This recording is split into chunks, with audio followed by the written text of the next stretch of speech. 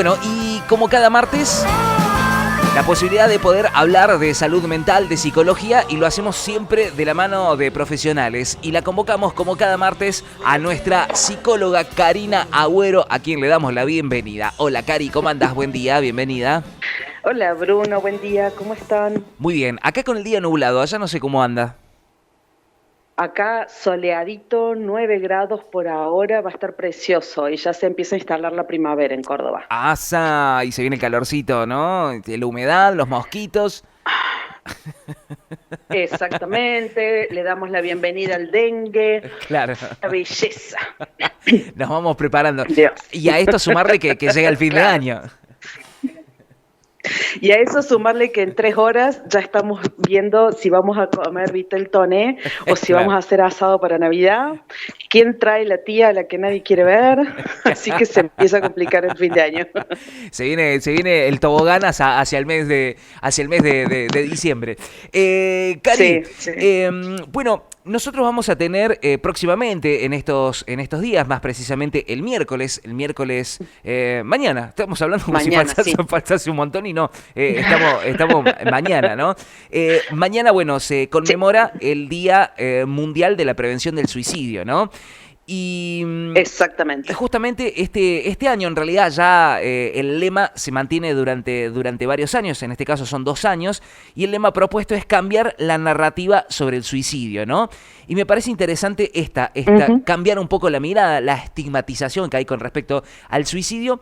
Y hay un caso muy particular, ¿no? Que ayer lo estuvimos comentando y que sirve como disparador, ¿no? Para poder empezar a desglosarlo un poco a la situación del suicidio y empezar a mirarlos desde otro Exacto. lugar, ¿no? Contanos un poco de qué se trata este caso que empieza a marcar también, ¿no? Una clara referencia hacia los más jóvenes y también a los adultos, ¿no?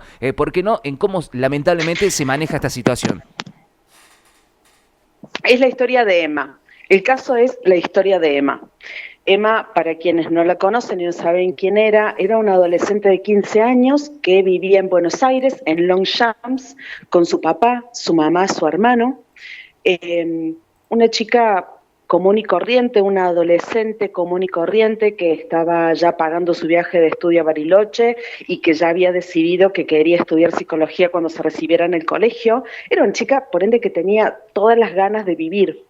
Eh, que había empezado a salir con un compañerito de la otra sección de su colegio y en una juntada en la casa de ella con este chico habían tenido relaciones sexuales.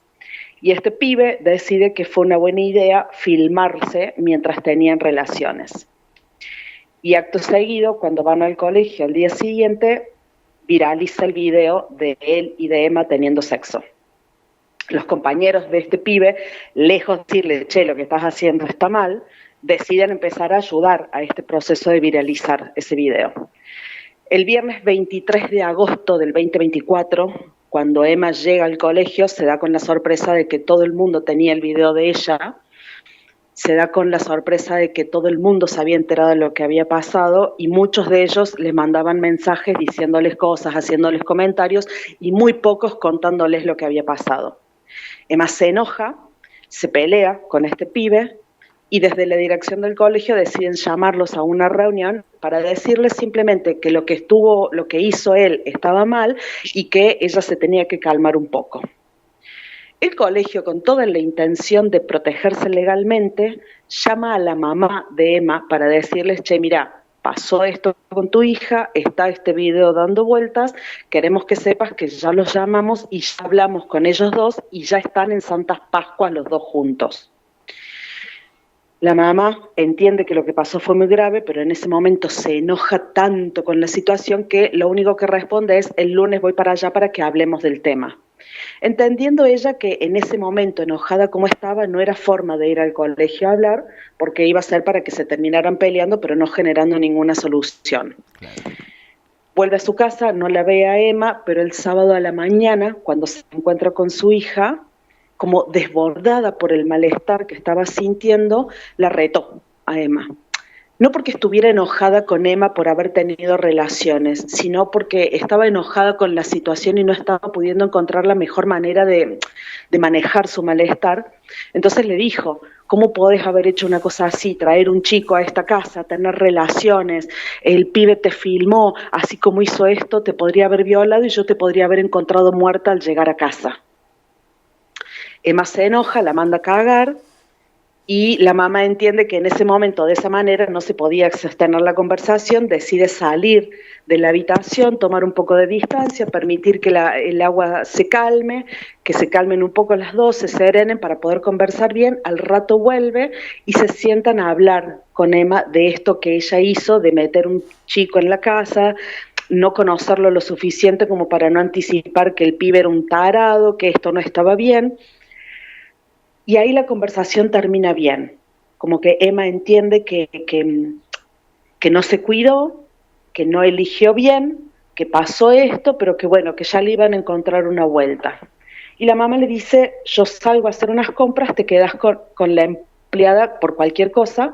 La empleada a la 1 se tenía que ir de la casa, entonces le dice, cuando ella se quiera ir, por favor abrile para que salga. La mamá sale cerca de ese horario y cuenta ella que a la 1:35 vuelve a su casa. Es decir, Emma estuvo sola en su casa media hora nada más. Y cuando llega, la encuentra muerta. Emma había decidido quitarse la vida, entendiendo que por toda esta situación que se había vivido en el colegio, que ella no supo manejar. ¿Y por qué traemos esta historia, Bruno? ¿Por qué contamos hoy la historia de Emma? Porque Emma es una nena que nunca había manifestado antecedentes psiquiátricos de ninguna índole. Estamos acostumbrados a pensar que el suicidio es algo que le pasa a personas que tienen patologías psiquiátricas de base, entonces el suicidio, o patologías orgánicas mortales, entonces el suicidio aparece como una solución posible o única solución posible después de haber probado millones de otras alternativas que no funcionaron. Y eso es un prejuicio. La gente hoy se suicida porque simplemente la situación en la que están no tiene otro tipo de solución. En sus cabezas no existe la posibilidad de otra solución posible que no sea quitarse la vida. La gente se suicida porque siente que el mundo va a estar mucho mejor sin ellos, porque ellos ya no quieren seguir estando en este plano. Pero no necesariamente tiene que haber una patología de base que justifique y explique la decisión. Y a esto hacen referencia desde la Organización Mundial de la Salud cuando hablan de que necesitamos cambiar la narrativa, empezar a pensar el suicidio desde otros lugares.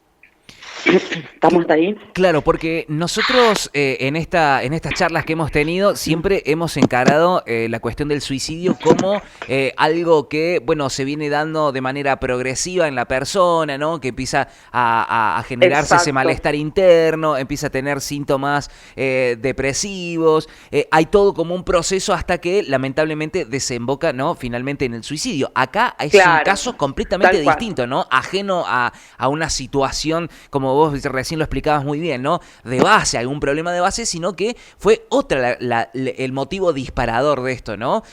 ¿Cómo se encara esta situación? Pero que estos son los casos... Perdón, Bruno, estos son los casos más frecuentes. Por eso digo esto de que necesitamos cambiar la narrativa, entender que el suicidio no es no necesariamente es una consecuencia de una patología de larga data, sino que a veces es una decisión tomada en un segundo en una persona que no tenía patologías previas, pero está en una situación que por el nivel de trauma que le genera, no le encuentra otra solución que no sea el desaparecer. Y el suicidio es una decisión tomada en una milésima de segundo. Y esto es lo que está pasando hoy con nuestros adolescentes en nuestro país.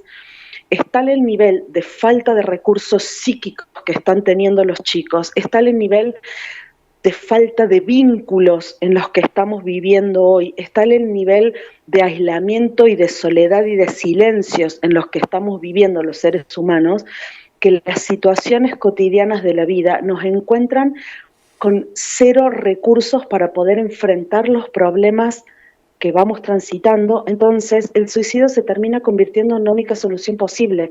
La única forma de terminar con semejante dolor es desapareciendo. Y por el otro lado se suma otra cosa, que es el estigma que hay en torno al suicidio. Año Claro. 2025, Ujú.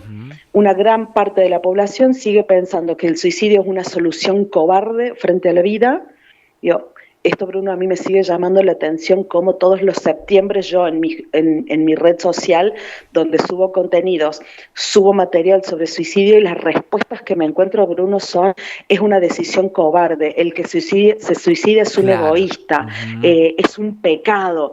Digo, tenemos que cortar con esa narrativa en donde responsabilizamos a la persona por no poder tramitar su dolor de otra manera que no sea esta, porque plantear esas cosas es lo que hace que el suicida entienda que es mejor no hablar de lo que está pensando, Claro. porque si yo te voy a venir a contar que estoy pensando en hacerme daño y vos, lejos de contenerme y escucharme, me vas a cagar a pedos, y ¿sabes qué? Prefiero no decirte nada. Claro.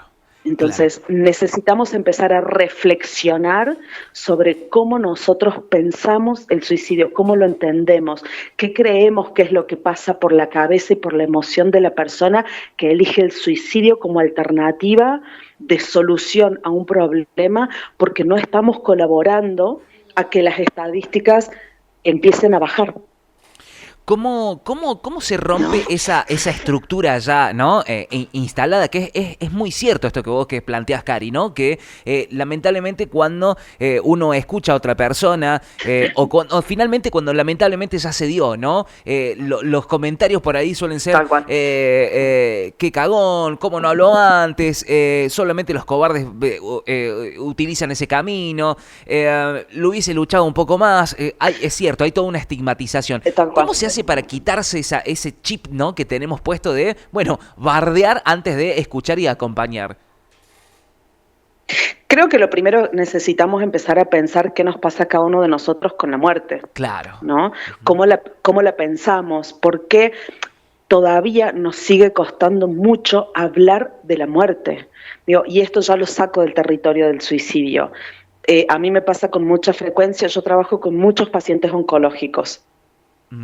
Y me pasa que cuando vienen a las sesiones y empezamos a hablar de la patología, no pueden mencionar la muerte, a veces ni siquiera pueden mencionar la palabra cáncer, por ejemplo, porque todavía pensar la muerte nos seguimos con esta fantasía de que si la nombramos, la llamamos. Y como le tenemos miedo, mejor no la nombremos. Entonces nos cuesta naturalizar la muerte y por ende nos cuesta naturalizar que hay personas que tienen tal nivel de dolor psíquico que no le encuentran solución, ni interés, ni deseo a la vida. Entonces, frente a ciertos problemas, sienten que la única forma de que el dolor desaparezca es muriendo. Y no podemos, le tenemos tanto miedo a la muerte que no podemos pensar esta frase, no podemos creer que exista esta posibilidad para alguien. Pero tiene más que ver con una cuestión egoísta de cada uno de nosotros, de no poder pensar la muerte, de no poder hablarla, de no poder nombrarla, de no naturalizarla. Correcto. Y la situación, Bruno, es importante que entendamos que es grave. En Argentina hoy, escúchate esto, en Argentina hoy tenemos un femicidio por día, pero 22 intentos de suicidio por día. Claro, es un O número sea, inmenso. es abismal la diferencia. Es una bestialidad. Hay 22 personas que intentan quitarse la vida por día en nuestro país. Es un montón. Digo, esto nos tiene que hacer entrar la bala de los solos que se están sintiendo estos pibes, porque la mayor incidencia de suicidios está en los adolescentes entre los 15 y los 29 años. El siguiente grupo etario que tiene una alta tasa de suicidios son los adultos mayores. Mm. Necesitamos dimensionar el nivel de soledad y aislamiento que sienten estas personas, que hay 22 personas por día que intentan quitarse la vida. Es un montón. Cari, ayer también, fuera de micrófono, cuando hablábamos del tema, yo contaba también dentro de las estadísticas y de estos números que empiezan cada vez yo no sé si a asustar o a sorprender o qué es lo que sucede, ¿no?, dentro de la sociedad con estos números, ¿no? Pero hablábamos de que hay un alto porcentaje de estos intentos que corresponden a los varones, ¿no? Sobre todo a los varones que pareciera ser que son los que son más propensos, ¿no?, a encontrar en el suicidio la solución a los problemas que van acarreando. ¿Qué factores claves son los que inciden en los varones y hacen la diferencia con las mujeres? Hay un combo ahí. Se juntan por un lado el hecho de que hay un factor cultural, que es de que para los varones todavía sigue sintiéndose como un ataque a la masculinidad el mostrarse vulnerables. Todavía se sigue diciendo y se sigue pensando que es de poco hombre decir que te sentís mal, que te sentís solo, que estás deprimido. Entonces hace que varones no estén socialmente tan habilitados a hablar de lo que sienten como si lo estamos las mujeres. Por eso también es mucho más común que las mujeres recurramos a terapia que los varones. A las mujeres nos es mucho más natural la vulnerabilidad que al varón. También hay factores emocionales y psicológicos. El varón es criado para ser un gran sostenedor, mientras que las mujeres seguimos siendo criadas para ser sostenidas. Entonces hace que cuando nos sentimos mal no nos cuesta tanto pedir ayuda, al varón le cuesta un montón. Y está también el otro elemento, que es que las mujeres tenemos mucha más tolerancia al dolor y al sufrimiento que el varón. Al varón le cuesta mucho más tolerar el que no sabe cómo solucionar algo, el que no puede, el que se siente impotente. Le cuesta mucho más tolerar que hay cosas que duelen y a veces tenés que aprender a aguantar un tiempo hasta que le encuentres la vuelta de rosca a las cosas y puedas generar una solución más a largo plazo. Entonces se combina un poco esto, ¿no? Este combo que es una hermosa molotov, la baja tolerancia al dolor, la poca capacidad de palabra, el poco sostén social, todos los prejuicios que hay en torno a la masculinidad. Entonces el varón tiende como a quedarse mucho más en silencio que la mujer frente al dolor, y por otro lado tienen también esta cosa de que pasan al acto mucho más fácil que las mujeres. Las mujeres somos más culpógenas, las mujeres pensamos más en lo que les puede llegar a pasar al resto y eso nos sirve como de freno para la acción. Al varón no, eso no le pasa. Ahora, esto que planteabas recién, Cari, en las edades, ¿no? Estamos hablando de adolescentes y también de adultos mayores. Exacto. ¿Qué laburo uno puede hacer? Porque a mí me ha pasado de tratar de conversar con algún adolescente, con algún chico, preguntarle cómo está, cómo anda, y son bastante cerrados, ¿no? Yo intento ponerme, me acuerdo, intento yo de adolescente, y a mí me tenían que meter un cachetazo para que me callara, ¿no? Pero me imagino que hay otros adolescentes que no les cuesta expresar, se cierran, no hablan. Es muy complejo, ¿no?, tratar de ingresar en el universo adolescente, que es tan complejo, ¿no? Y que tiene esto, ¿no? Lamentablemente tiene la alta tasa de incidencia en suicidio. Te hago una pregunta. ¿Es complejo entrar en el mundo adolescente o a nosotros los adultos nos cuesta hacerlo? Es muy jodido el planteo de decir que los adolescentes son cerrados. Los adolescentes no son cerrados, son absolutamente permeables, son absolutamente claros. A nosotros los adultos nos cuesta escuchar. Dale, Bruno, todos los que estamos hoy acá en algún momento hemos sido adolescentes, entonces todos hemos pasado por la adolescencia. Todos los adultos sabemos lo que se siente haber transitado una crisis de identidad, haber vivido en un cuerpo en el que vos no te sentías dueño, en el que no te reconocías. Todos hemos pasado por ese lugar de sentir que no pertenecíamos a nadie, a ningún lugar, que nadie nos quería. Todos hemos vivido esa necesidad de ir en contra de los límites para ver hasta dónde se podía llegar. Todos hemos sido adolescentes, todos sabemos cómo se siente la crisis adolescente. Todos en algún momento hemos pensado que el mundo era una mierda y que nos queríamos morir porque no le encontrábamos la vuelta de rosca y nos parecía que era eterno el proceso de construcción de la identidad, que ese malestar no se iba a terminar nunca. Los adolescentes hoy no hablan porque no hay adultos que escuchen, porque los adultos no estamos sabiendo qué hacer con estos adolescentes, porque nos costó tanto a nosotros nuestra propia crisis que no sabemos cómo acompañar a los que hoy están transitándola. Y hoy tenemos un montón de madres y padres que están muy ausentes, o porque están transitando sus propias crisis existenciales, o porque no estamos teniendo recursos para este nuevo mundo en el que a nuestros hijos les toca ser adolescentes, o porque estamos tratando de salir adelante después de la crisis pandémica y económica mundial, por los motivos que sean, pero somos los adultos los que no estamos pudiendo acompañar a los adolescentes, Bruno. No es responsabilidad de los adolescentes lo que está pasando, es nuestra. Lo que tenemos que hacer entonces es tratar de ponernos en ese lugar, ¿no? Cuando tengamos alguna charla es intentar volver a ese punto en donde nosotros fuimos adolescentes y desde ahí tratar de comprender, ¿no?, la situación. Digo, porque a mí... Exacto, y... Sí, te escucho, porque perdón. pienso, me ha pasado de conversar con un sobrino o una sobrina que ya son adolescentes, que ya están transitando su vida casi universitaria, ¿no? Arrancando casi su vida universitaria, y yo intento charlar con ellos y son respuestas bastante monotemáticas, y no es que uno no quiera escucharlos, pero entiendo que, claro, las preguntas quizás son las que son las no correctas, ¿no? Deberíamos indagar desde otro lugar, no tanto desde la pregunta, sino, bueno, contame cómo estás, y simplemente escuchar lo que puedan llegar a plantear, ¿no? Uno pregunta, ¿y cómo te fue? ¿Y qué estás haciendo? ¿Y a dónde fuiste? ¿Y qué, estás de novio con alguien? ¿Qué te pasó con esto? ¿No? Son preguntas como, lógicamente la respuesta del otro lado va a ser bastante monótona, ¿no? Monotemática, sí. Monótona. Sí, pero mira esto. Los otros días me contaba una paciente que tiene una hija adolescente también, ¿no? Desde este lugar de no sé cómo comunicarme con mi hija.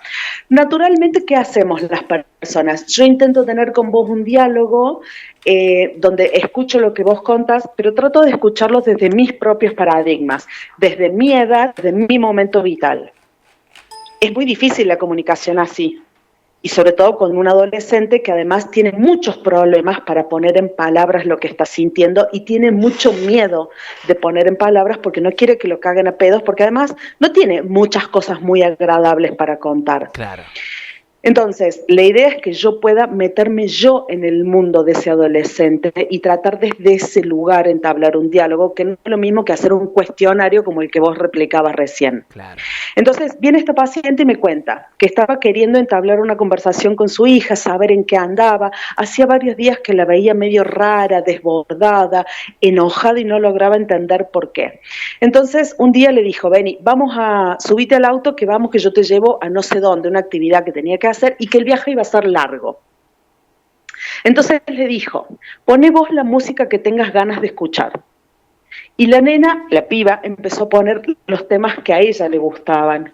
Y fue a partir de eso que ella empieza a prestar atención a las letras de las canciones que su hija eligió y a escuchar el contenido de lo que decía. Y ahí empezó, che, esto dice esto y esto y esto, ¿te gusta por eso? ¿Qué es lo que te gusta de esta canción? El ritmo, la letra, y ahí ella se empezó a animar a decir, me gusta lo que dice. Ah, ¿y te gusta lo que dice porque te gusta cómo lo dice o porque vos sentís lo mismo? Y ahí ella se animó a decir, porque yo siento lo mismo. Bueno, contame, ¿desde cuándo? ¿En qué te puedo ayudar? ¿Qué necesitas de mí? ¿Qué puedo hacer por vos? Y desde ahí se empezó a abrir la criatura y desde ahí le empezó a contar lo que le estaba pasando. Pero es esto de la mamá metiéndose en el mundo del adolescente a partir de las cosas que el adolescente va mostrando que hablan por ella. Eso es cambiar la narrativa. Me parece un ejercicio fantástico para poder empezar a implementar, de empezar a incorporarlo, ¿no? Tratar de que el mundo adolescente meternos nosotros, ¿no? En el mundo adolescente para a partir de ahí poder comprenderlos. Me parece que es un ejercicio fantástico. Voy a intentar ponerlo en práctica cada vez que tenga la posibilidad de conversar con alguno de los adolescentes que están en la familia familia, sobre todo por esto, ¿no? Entendiendo que el contexto para los adolescentes cada vez es más complejo, cada vez es más hostil y tienen que enfrentar un grupo de, un sinfín de situaciones que quizás nosotros antes no los atravesamos, lo atravesamos de otra manera, quizás teníamos otras herramientas, hoy quizás la situación es un poco más compleja para con ellos, ¿no? Me parece que es una muy buena manera de poder comprenderlos. Y te agrego esto, Bruno, para cerrar.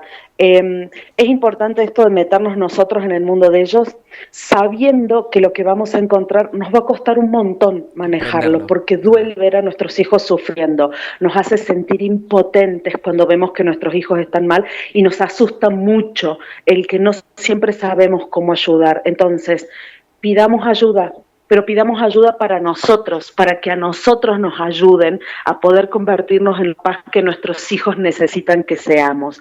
No pidamos ayuda solamente para el chico. No alcanza con que el adolescente vaya a terapia. Necesitamos ir nosotros para que a nosotros nos ayuden a ser esos papás necesarios. Es un acto de humildad y es un acto de permitir que se nos acompañe para que no tengamos que hacer esto solos. Aliviana la carga. Solamente eso. Una muy buena manera justamente de cambiar el paradigma que estamos hablando justamente en relación al suicidio. Cari, como siempre, el agradecimiento por estos minutos y poder conversar estos temas que por ahí suelen ser complejos, que es como vos tal cual lo decís, ¿no? Cuesta hasta mencionar la palabra muerte, suicidio, pero son necesarios en estos tiempos poder ponerle palabra, poder ponerle definiciones correctas y sobre todo esto, tratar de encontrar herramientas para poder colaborar. Cari, el deseo de una buena jornada para vos. Igual para vos, Bruno, y para todos los que nos están escuchando. Un abrazo muy grande. Nos vemos. Chau, Estuvimos conversando con Karina Agüero, nuestra psico, que nos ayuda a pensar, a reflexionar, a encontrarle la vuelta a esto que viene sucediendo. Bueno, mañana es el Día Mundial de Prevención del Suicidio. Algo que nosotros siempre hablamos, lo conversamos, no tiene que ser tabú, es algo importante, nosotros le metemos el pecho a eso, tratamos desde este lugar intentar colaborar.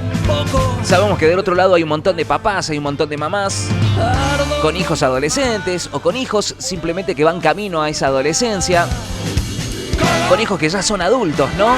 Nadie está exento de la situación, ¿no?